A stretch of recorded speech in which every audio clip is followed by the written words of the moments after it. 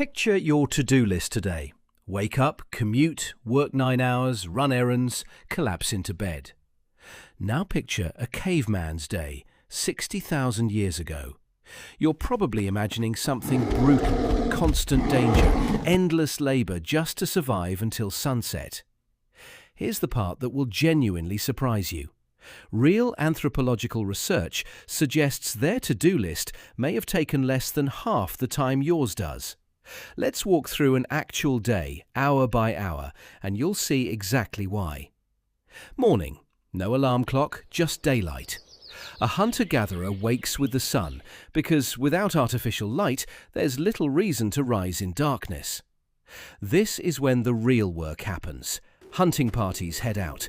Gathering groups move toward known food sources, wild plants, tubers, fruits, whose locations are passed down through generations of detailed knowledge. Anthropologist Richard Lee studied this directly in the 1960s, living among the hoansi people of the Kalahari Desert. What he tracked was stunning.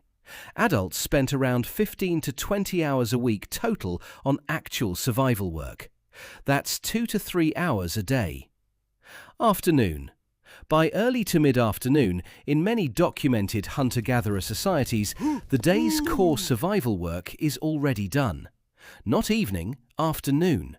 So what fills the rest of the day? Storytelling, tool repair, making ornaments, conversation that doubles as teaching the next generation everything they need to know. Anthropologist Marshall Sahlins looked at this data and called it something deliberately ironic: the original affluent society.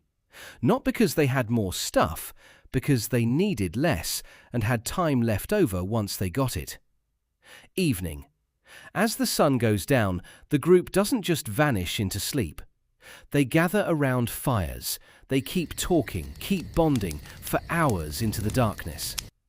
Sleep researcher Jerome Siegel directly monitored modern hunter-gatherer groups and found something unexpected. They averaged around 6.5 hours of sleep a night, similar to people today. But almost none of them reported insomnia. Their sleep and wake times were remarkably consistent, tied closely to the natural drop in nighttime temperature. Night. And here's where I have to be honest with you. This wasn't paradise. Life expectancy at birth was far lower than today, driven mostly by high child mortality, injury with no real medicine, and occasional food scarcity during droughts. If you survived childhood, your odds improved a lot, but the risks throughout life were real in ways modern medicine has mostly erased for us. And researchers still argue about this. Critics point out Lee's original hours may not have fully counted childcare and food processing. Other hunter-gatherer groups in harsher environments show considerably more daily workload. The honest picture isn't ancient life was easy. It's that the grinding, non-stop struggle most of us picture may not be accurate for a lot of documented hunter-gatherer societies. So here's the real shape of that day.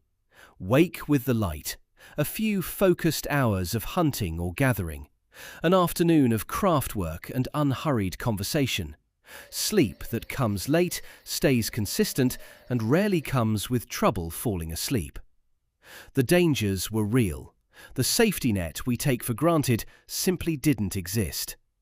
But the idea of one relentless grind from sunrise to collapse, that doesn't hold up. In some very real ways, the people researchers have studied most closely had more unhurried time in a day than a lot of us scrolling through this on a lunch break. Thanks for watching. If this made you think, hit like, subscribe to Chck, and let me know in the comments, would you trade your schedule for theirs?